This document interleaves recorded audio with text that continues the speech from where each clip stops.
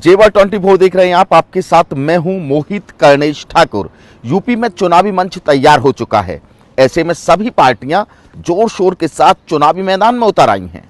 Bharatiya Janata party इस बार उत्तर प्रदेश में होने वाले चुनाव में जिन मुद्दों को लेकर चुनावी मैदान में है, उनमें अयोध्या में बनने वाला राम मंदिर और जेवर में बनने वाला एशिया का सबसे बड़ा एयरपोर्ट अहम मुद्दा है। आज हम आपको उसी जेवर सीट का समीकरण बताएंगे जिसकी जमीन पर खड़ा हो रहा है एशिया का सबसे बड़ा एयरपोर्ट।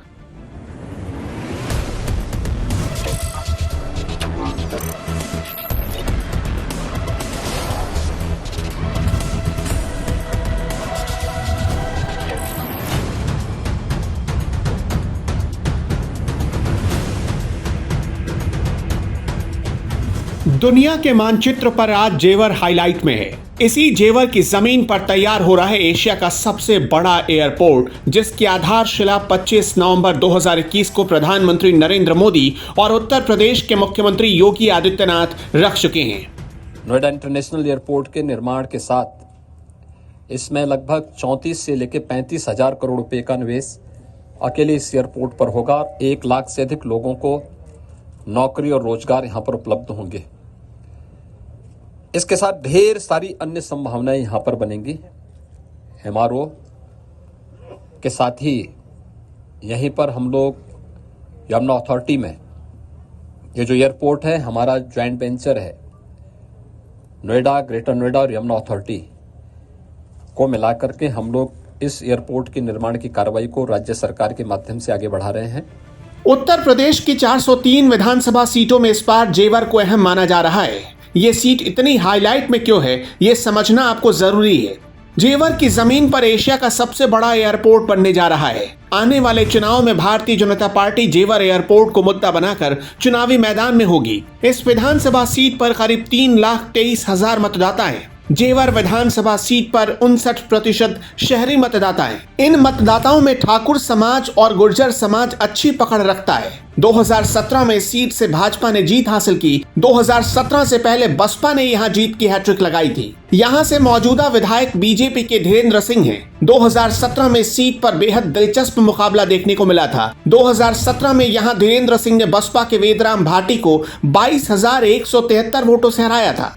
2012 में परिसीमन के बाद जेवर की सीट सामान्य वर्ग के लिए आरक्षित हुई। उससे पहले 1962 में सीट को कांग्रेस ने रिजर्व कर दिया था। 1957 में सीट पर पहली बार वोटिंग के जरिए चुनाव था। उस चुनाव में यहां से प्रजा सोशलिस्ट पार्टी के उम्मीदवार ठाकुर छतरपाल सिंह ने जीत हासिल की थी। उन्होंने उस समय कांग्रेस पार्टी के उम्मीदवार केवल सिंह को जबरदस्त वोटों के अंतर से हराया था। उसके बाद इस सीट को रिजर्व कर दिया गया। 1957 के चुनाव के बाद यह सीट रिजर्व हो गई। 1962 से लेकर 1990 तक इस सीट पर 8 बार चुनाव हुए। इन 8 चुनाव में कांग्रेस को 3 बार जीत मिली। 1991 के चुनाव में बीजेपी ने यहां पहली बार जीत हासिल की। इसके बाद बीजेपी ने यहां जीत की हैट्रिक लगाई, लेकिन 2020 के चुनाव में बसपा ने यहां बीजेपी के विजय रथ को रोक दिया। 2022 में इस बार सीट पर कांटे की टक्कर देखने को मिल सकती है। बहुजन समाज पार्टी और आम आदमी पार्टी को छोड़कर अभी तक यहां से किसी पार्टी ने अपना उम्मीदवार घोषित नहीं किया। भारतीय जनता पार्टी यहां से अब की बार किसे मैदान में उतारेगी वो देखना दिलचस्प होगा, क्योंकि यहां से पार्टी के कई बड़े नेता टिकट मांग रहे हैं। कौन कितना मजबूत दावेदार है आपको समझना जरूरी है। नंबर 1, धीरेन्द्र सिंह जेवर सीट से मौजूदा विधायक हैं। पार्टी लगातार दूसरी बार इनको चुनाव मैदान में उतार सकती है। पिछले 4.5 साल में इनके कार्यकाल में अच्छे काम हुए। जेवर एयरपोर्ट के लिए काफी सक्रिय रहे। नंबर 2, संजय सिंह चौहान भाजपा के वरिष्ठ नेता हैं। काफी नेताओं के करीबी माने जाते हैं। मिलनसार व्यवहार की वजह से जेवर विधानसभा में अच्छी खासी पकड़ रखते हैं। बड़े कारोबारी हैं और युवाओं में अच्छी पहचान है। समाज के किसी भी काम के लिए हमेशा आगे रहते हैं। नंबर 3, भृगुराज सिंह रावल बीजेपी के बड़े नेताओं में गिनती होती है। पेशे से वकील हैं। पिछले चुनाव में भी टिकट मांग चुके हैं। सभी से सादगी से मिलते हैं, इस दम पर पहचान है। वकील होने के चलते इनकी भी अच्छी खासी पकड़ है। नंबर 4, योगेंद्र सिंह छोंकर युवाओं में काफी लोकप्रिय हैं। वर्तमान जिला मंत्री हैं। काफी लंबे समय से भाजपा के लिए काम कर रहे हैं। बड़े कारोबारी हैं। समाज सेवाओं में हमेशा आगे रहते हैं। जेवर के आसपास के इलाकों में अच्छी पहचान रखते हैं। नंबर 5, नरेंद्र भाटी हाल ही में बीजेपी का दामन थामा है। इससे पहले समाजवादी पार्टी के बड़े नेता रहे हैं। गुर्जर समाज में अच्छा प्रभाव माना जाता है। पूर्व में मंत्री रह चुके हैं और दमदार नेता हैं। बड़े कारोबारी हैं और जनता के लिए हमेशा आगे रहते हैं। नंबर 6, ठाकुर वीरेंद्र सिंह। पूर्व में जेवर से ब्लॉक प्रमुख का चुनाव लड़ चुके हैं।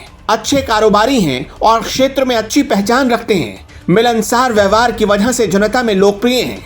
काफी समय से राजनीति में हैं। पार्टी इस बार इनको भी चुनाव मैदान में उतार सकती है। बहुजन समाज पार्टी ने यहां नरेंद्र भाती डाढ़ा को अपना उम्मीदवार बनाया है। नरेंद्र डाढ़ा पूर्व जिला पंचायत अध्यक्ष वीरेंद्र डाढ़ा के भाई हैं। बसपा पार्टी हमेशा जेवर सीट पर टक्कर की पार्टी रही है। दलित वोट बैंक के साथ गुर्जर समाज के वोट नरेंद्र डाढ़ा के लिए तुरुप का इक्का साबित हो सकते हैं। समाजवादी पार्टी और लोकदल के गठबंधन से यहां अभी उम्मीदवार का आना बाकी है, लेकिन चर्चा है कि इस गठबंधन से यहां अवतार सिंह भड़ाना मैदान में आकर सभी का समीकरण बिगाड़ सकते हैं। कौन है अवतार सिंह भड़ाना, आइए ये भी जान लेते हैं। 1988 में बिना विधायक तत्कालीन हरियाणा के मुख्यमंत्री चौधरी देवीलाल ने अवतार भड़ाना को 6 महीने के लिए शहरी स्थानीय निकाय राज्य मंत्री बनाया। 1989 में दौसा से जनता दल के टिकट पर कांग्रेस नेता राजेश पायलट के सामने चुनाव हारे। 1991 में फरीदाबाद से कांग्रेस के टिकट पर पहली बार सांसद बने। 1996 में फरीदाबाद से भाजपा के रामचंद्र बैंदा से चुनाव हारे। 1998 में फरीदाबाद से कांग्रेस के टिकट न मिलने पर समाजवादी जनता पार्टी के टिकट पर भाजपा के रामचंद्र बैंदा से चुनाव हारे।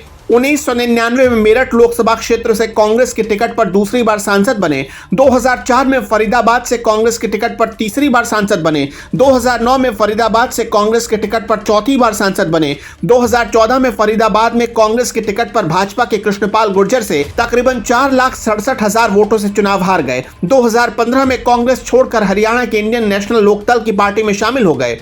2016 में अवतार इनेलो छोड़कर भाजपा में शामिल हुए और भाजपा के राष्ट्रीय कार्य समिति के सदस्य बन गए। 2017 में अवतार भड़ाना उत्तर प्रदेश के मीरापुर विधानसभा क्षेत्र से भाजपा के टिकट पर विधायक बने। जेवर विधानसभा सीट पर इस बार दिलचस्प टक्कर देखने को मिलेगी। जनता की माने तो मुकाबला त्रिकोणीय हो सकता है। अवतार सिंह भड़ाना के आने से यह मुकाबला ज्यादा दिलचस्प है। फिलहाल चुनाव में कुछ वक्त बचा है। ऐसे में वक्त तय करेगा कि यहां से बाजी किसके हाथ लगती है।